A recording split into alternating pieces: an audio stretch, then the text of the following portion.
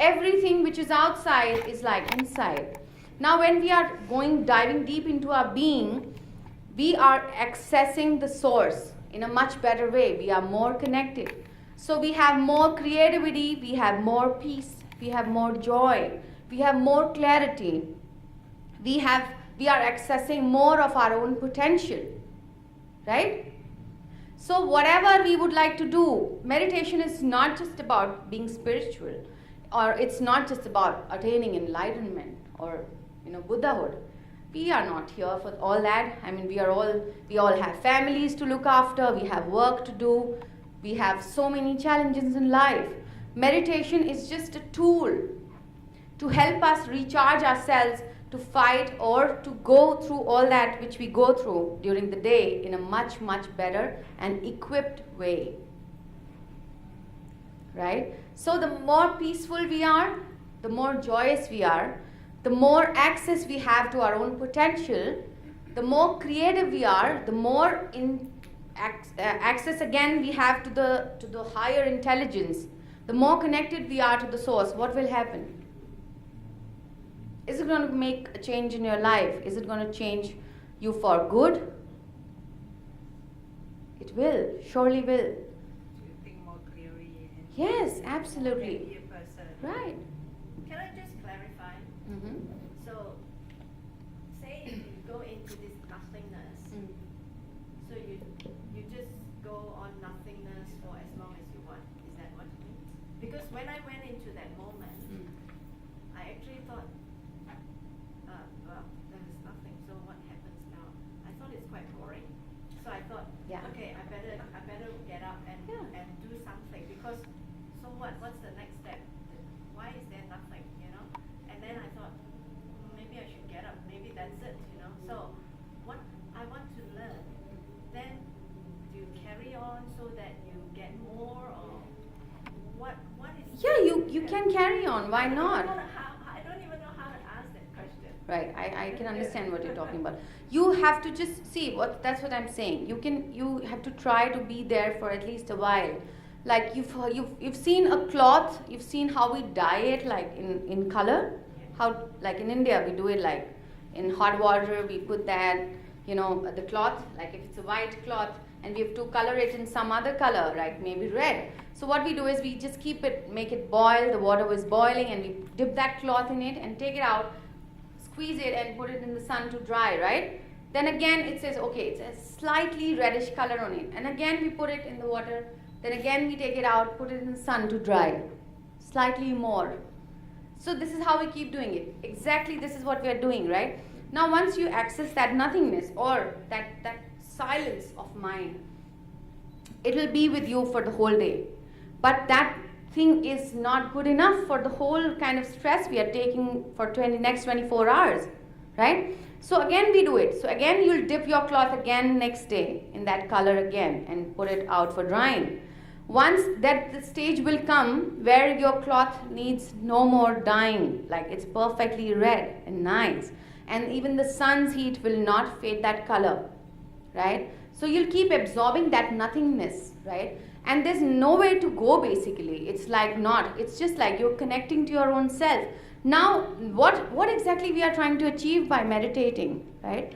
Meditation is like the main thing which I think or I understand is nothing but awareness, just being aware of ourselves, of our own existence, of our own beings.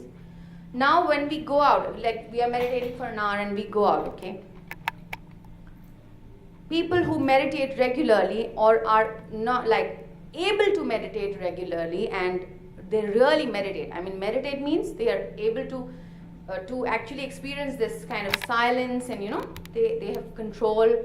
And then what they do is they become so much aware during the day that every activity, like what she was talking was like 2 steps ahead. Okay, so what happens is our daily activities, like our work, like small things like eating, or maybe just walking, we become so aware that we are like, because we've been practicing this awareness, being aware of our breath, being aware of our heartbeat. when we meditate, we can actually hear our heart pumping. There are moments of so much of silence that we actually feel, oh my God, I'm alive. I'm throbbing. Just look at me, right? So what is happening? More and more awareness sets in. More and more awareness. Now during the day, you'll be more aware. Whatever you'll be doing, you'll be 100% there, almost. Like it's a practice. As you practice, the better you become. So awareness will help you. So now what will happen? Not just that 1 hour of sitting and meditating, but the whole day will become like meditation. Right? Like even if you're here, you shouldn't be having thoughts about something else. Like you'll be thinking, oh my God, I need to go do this. I need to go and dress up and what we talked about. So oh my God, I have this meeting today and how can I, oh my God, she's just keeping on talking and I need to go and so we are not present. We are not exactly doing that 100% whatever we are doing. So what happens? Chaos. We have thoughts of something else, we are doing something else, we are trying to do something else, thinking about something else, past, future, whatever, but we are not here. That affects our productivity. That affects our everything what we do. We are not able to perform at what we can, ideally. So there's a couple of things for me. I've only been meditating regularly for about a year. And because I prayed, I thought that was the same. It's not. Prayer for me is a way to talk to God, but meditation is a way to listen to God, maybe better. But what I found with doing it regularly is it made it easier, especially during periods of very high stress. Because I had practiced during periods of lower stress, that in high stress I could access the meditation and be able to calm down enough. I could calm down the adrenaline that was being released by my body. I could calm down anxiety. And then it allowed me to go into maybe a high stress situation feeling calm and centered instead of feeling, really amped up. So it changed the energy, but in a good way. But because I had to practice, and I keep practicing. And some days I can't quiet my mind at all, right? And some days I just have to keep going back to the breath or the mantra that I'm trying to repeat, and that's what I have found. Wow, that's really wonderful. In fact, some very important point you took out is like there's this. I would like to mention there's a pattern. Like when we start meditating, there's a pattern. There will be days when you feel, oh my God, I just felt so nice today.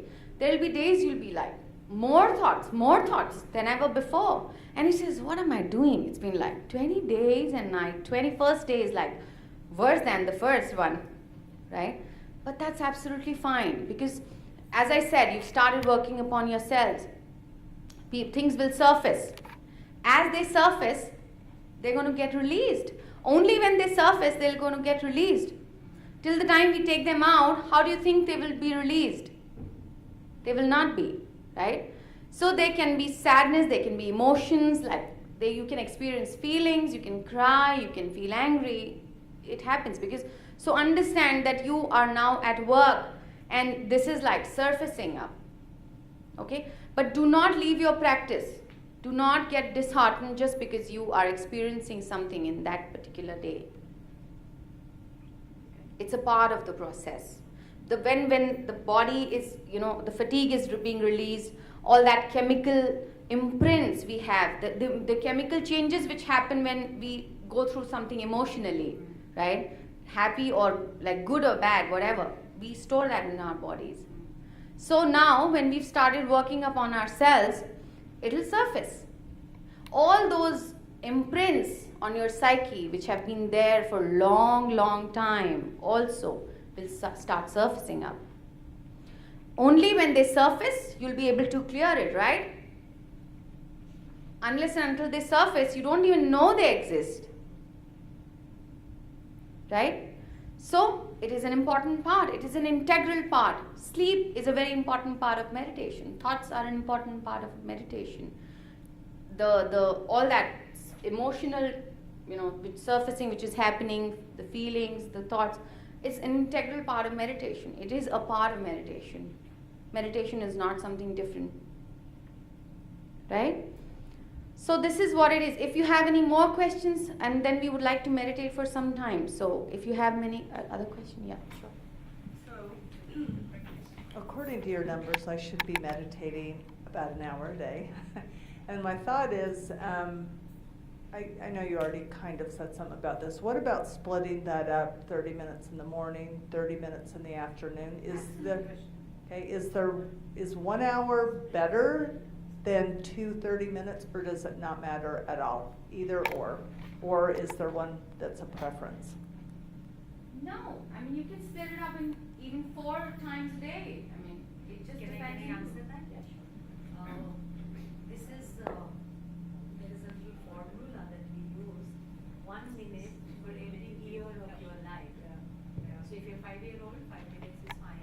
If you're 20-year-old, and since I'm 57-year-old, so for me 1 hour. If somebody's 40-year-old, 40 minutes is just fine. Yeah, we talked. And we talked you about did? it. Yeah. Oh, okay, That's sorry, what I'm it- sorry. That's I just, fine. yeah. Absolutely. But so. That's why she asked, can we just split it up Oh, also? okay, I said, okay, yes, okay. you can. We are from the same school, so. So what is important is you should meditate. That is important. You know, nothing should stop you. Yeah. No timings, no all that paraphernalia of, you know, oh my God, doing this, that, this. No, nothing should stop you. At least sit down for some time, meditate. That is important. Because only practice will take you further. I completely agree with what you're saying, but then I'm wondering is the next level then sit for the hour and 15 minutes so that you can have that more time? I mean, it's like what you said That's what I'm earlier. saying. That's It's nice. taking baby steps. It's ideal if you can do it in one Right. go. It is preferable. But if you cannot, you can still split it up. But at least something is better than nothing at all. Right? What am I trying to say is this. So try and begin. Try and sit down for some time if you can. See, your body is going to hurt. Believe me. I will never say. People ask me, how is it going to be? It's easy. I said, no, it's not easy. It's the toughest task on the earth. If you're here for something easy, then you're at a wrong place. Yes, this is the truth. I'm not here to say what you like hearing. I'm here to say what I want to say and what I have to. It is not an easy path. Let's try. It is not. So we'll begin with the body, and then when we are comfortable with our postures, then the real work begins.